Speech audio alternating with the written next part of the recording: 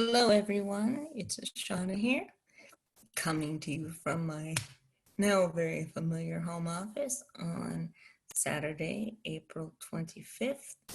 I wanted to come this week with something along the line in my same series, but maybe a little bit lighter. I wanted to talk this week about some of the things going on with me because there have been a couple of new developments.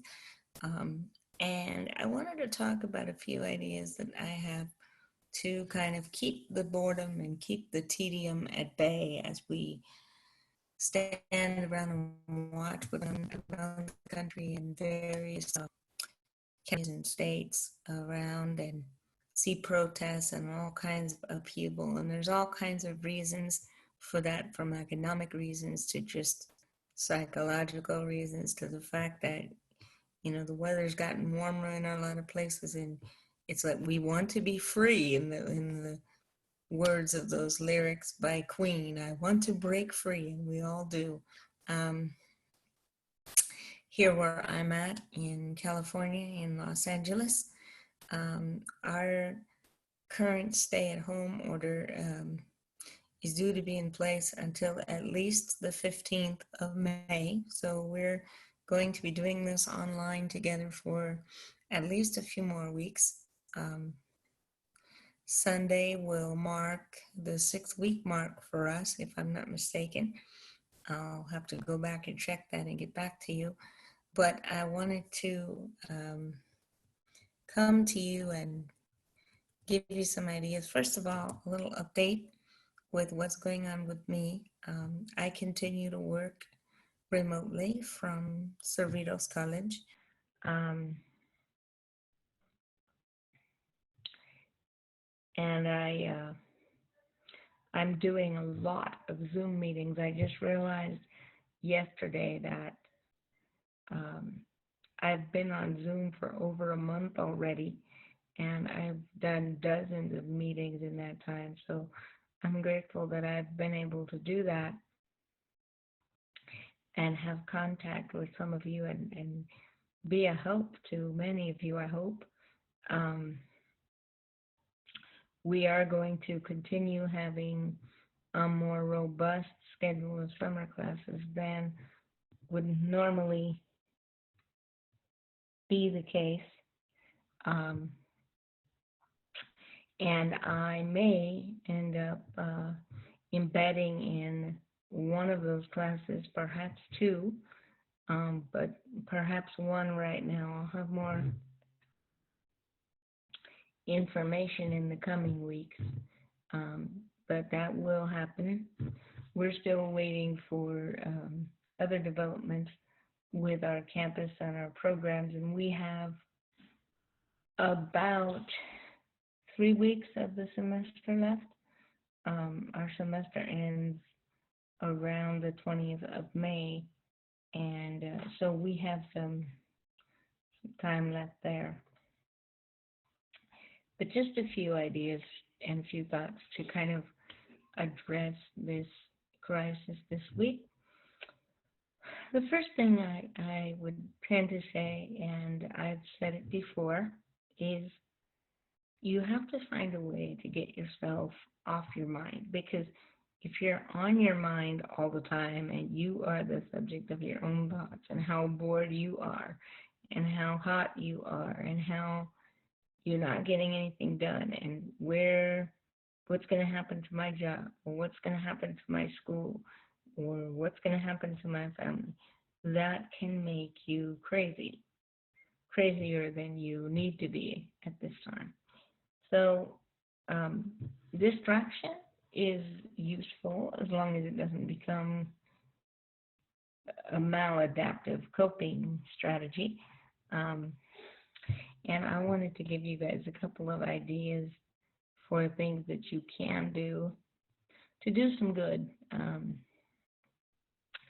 There's a piece of scripture in the Bible in Romans, and it says, "Do not be overcome by evil, but overcome evil with good." And I think that's very appropriate, and I think there are a lot of people who, in big and small ways, are doing that. And I reference this every week and a half since this crisis started, and I started making videos. But thank you to our healthcare workers, to our service industry workers, our food service workers, our mail carriers, our truck drivers, our warehouse workers, our our retail managers that are still running businesses at great risk to themselves, and our gig work drivers, um, in spite of this crisis. So just think about that and think about who you might be able to help with the resources that you have, whatever they might be. But meanwhile, let me get to my suggestions before we hasten on here. The first suggestion I have is actually two suggestions, and they're both websites where you can play games and actually learn something, possibly, and do a little good for charity. The first one is a website that some of you may have heard of before, and I've recommended it to some of you. It's called Freerice. I'll put um, the link in the description below this video once it's posted.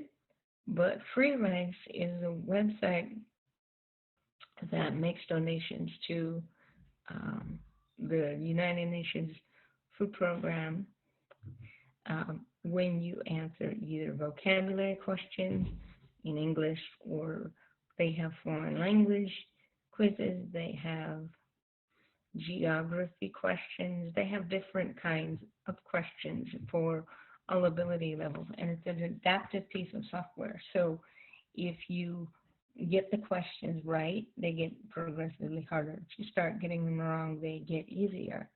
And just to let you guys know, the last time I checked the game, there were like 90 levels, and I hadn't made it past ever about level 45 or so.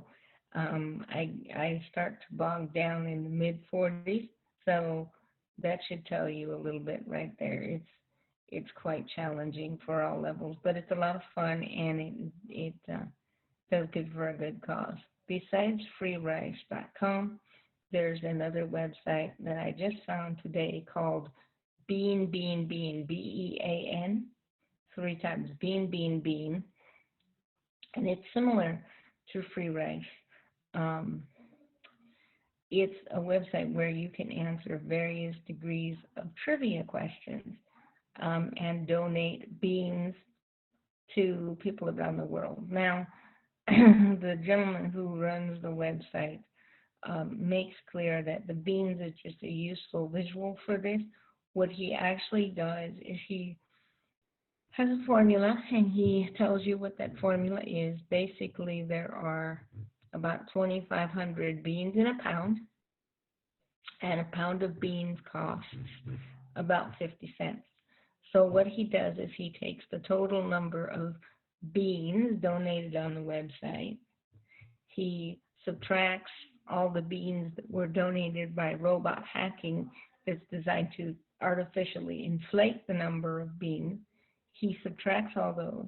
He takes the leftover number, divides that by 2,500, which gives him the number of pounds of beans that people have donated.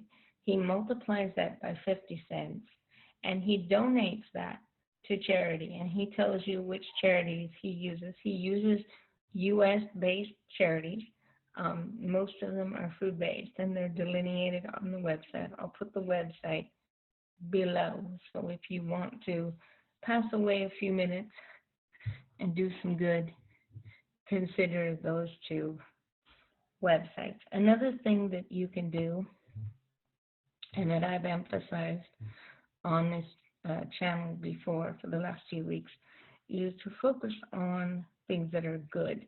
And so there's a website called channelkindness.org, and it focuses on acts of kindness that people submit that they do around the United States and around the world. People submit stories of kindnesses that they've either received or had done to them, or instances where they've been. So it's a lot of feel good stories, and it's a lot of good news, and it has a way of reminding you that in spite of everything that we hear and everything that's emphasized, there is still good left in the world. There is. And it's good to focus on that right now, too. Two other things that I would highly suggest that you do during this period, um, no matter who you are, and if, as long as you have access to some sort of communication, whether it's the internet or a phone or even a letter, is check up on people that you know. Pick somebody this week that you haven't talked to in a few months, somebody that you know that you haven't talked to. Call them up, share a conversation with them, let them know that you're thinking about them. Doesn't have to be anything fancy. Just check in on them, see where they are, see what's going on in their lives, see what's happening with them. So check on somebody you haven't talked to, and maybe write a physical letter or drop a physical email to some a virtual email, I guess I should say, but drop a physical letter to somebody. If you have stamps in your house and maybe some old-fashioned stationery or even just a random piece of paper somewhere, scrawl a few lines to somebody and drop them a note. It'll mean a lot to them, especially if they're isolated and can't get out. And I have a few projects that I've been working on here. I'll let you in on a couple of those later this week. I plan to make a few more videos this week. Book, the bookshelf project will continue. There was a video that went up this last week, so the videos are a little behind my reading, but that's by design. And I did read another book this week. It's the second in the series that's coming. There'll be another video posted, and you'll see what series I started. I mentioned it last time, but you'll see that, and we'll start doing that. And then I have a special request um, this week from somebody who asked me to talk about how to find the right book for them in this quarantine season. So look for a video on that. That'll be coming up later this week. I just wanted to get this update out there, and I wanted to let you know that everybody here at Norwalk Home is symptom free. We're all doing well. We're stir crazy. My housemates are struggling to varying degrees with boredom and just staring at the four walls of their rooms most of the day, and especially as it's gotten warmer. But we're all doing well. We're all symptom free, and we're just waiting it out like the rest of you. Take care, everybody. And Lord willing, I'll talk to you very soon. Bye for now.